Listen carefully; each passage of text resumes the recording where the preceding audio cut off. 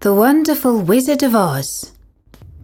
Hello, this is Natasha, and I'm here with the first chapter from The Wonderful Wizard of Oz by Frank L. Baum, called The Cyclone. But before the story, I'd just like to thank our sponsor, the Centre for Guided Montessori Studies. For more information about Montessori schools, teaching and education, please visit www.guidedstudies.com. Now, on with the story. Dorothy lived in the midst of the great Kansas prairies, with Uncle Henry, who was a farmer, and Aunt Em, who was the farmer's wife. Their house was small, for the lumber to build it had to be carried by a wagon many miles. There were 4 walls, a floor and a roof which made one room, and this room contained a rusty-looking cooking stove, a cupboard for the dishes, a table, 3 or 4 chairs and the beds. Uncle Henry and Aunt Em had a big bed in one corner, and Dorothy a little bed in another corner. There was no garret at all, and no cellar except a small hole dug in the ground called a cyclone cellar, where the family could go in case one of those great whirlwinds arose, mighty enough to crush any building in its path. It was reached by a trap door in the middle of the floor, from which a ladder led down into the small, dark hole. When Dorothy stood in the doorway and looked around, she could see nothing but the great grey prairie on every side. Not a tree nor a house broke the broad sweep of flat country that reached to the edge of the sky in all directions. The sun had baked the ploughed land into a grey mass with little cracks running through it. Even the grass was not green, for the sun had burned the tops of the long blades until they were the same grey colour to be seen everywhere. Once the house had been painted, but the sun blistered the paint and the rains washed it away, and now the house was as dull and grey as everything else. When Aunt Em had come there to live, she was a young, pretty wife. The sun and wind had changed her too. They had taken the sparkle from her eyes and left them a sober grey. They had taken the red from her cheeks and lips, and they were grey also. She was thin and gaunt and never smiled now. When Dorothy, who was an orphan, first came to her, Aunt Em had been so startled by the child's laughter that she would scream and press her hand upon her heart whenever Dorothy's merry voice reached her ears, and she still looked at the little girl with wonder that she could find anything to laugh at. Uncle Henry never laughed. He worked hard from morning till night, and did not know what joy was. He was grey also from his long beard to his rough boots, and he looked stern and solemn and rarely spoke. It was Toto that made Dorothy laugh, and saved her from growing as grey as her other surroundings. Toto was not grey. He was a little black dog with long silky hair and small black eyes that twinkled merrily on either side of his funny wee nose. Toto played all day long, and Dorothy played with him and loved him dearly. Today, however, they were not playing. Uncle Henry sat upon the doorstep and looked anxiously at the sky, which was even greyer than usual.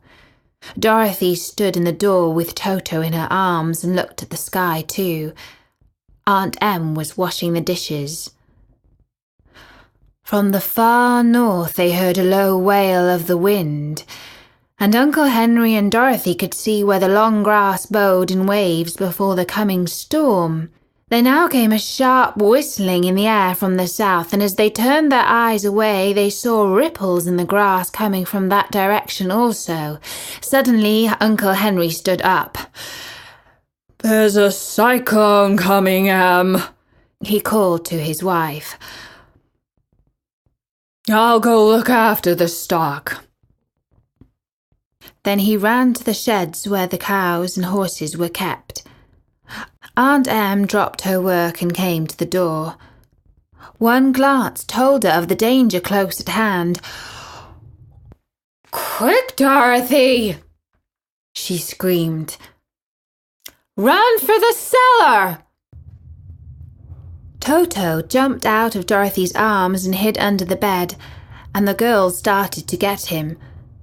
Aunt Em, badly frightened, threw open the trap door in the floor and climbed down the ladder into the small dark hole.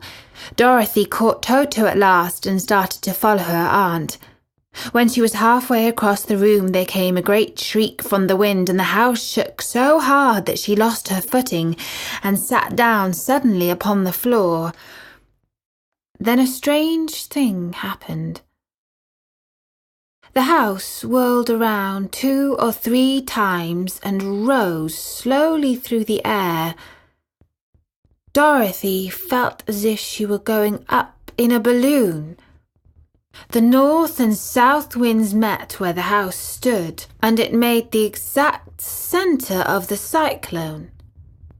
In the middle of the cyclone, the air is generally still, but the great pressure of the wind on every side of the house raised it up higher and higher until it was at the very top of the cyclone, and there it remained until it was carried miles and miles away as easily as you could carry a feather. It was very dark and the wind howled horribly around her, but Dorothy found she was riding quite easily. After the first few whirls around and one other time when the house tipped badly, she felt as if she were being rocked gently like a baby in a cradle. Toto did not like it. He ran about the room, now here, now there, barking loudly. But Dorothy sat quite still on the floor and waited to see what would happen. Once Toto got too near the open trap door and fell in, and at first the little girl thought she had lost him. But soon she saw one of his ears sticking up through the hole, for the strong pressure of the air was keeping him up so that he could not fall.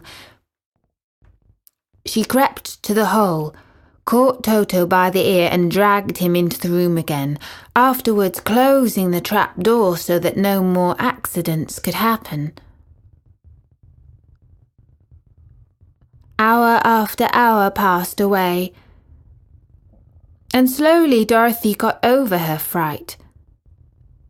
But she felt quite lonely, and the wind shrieked so loudly all about her that she nearly became deaf.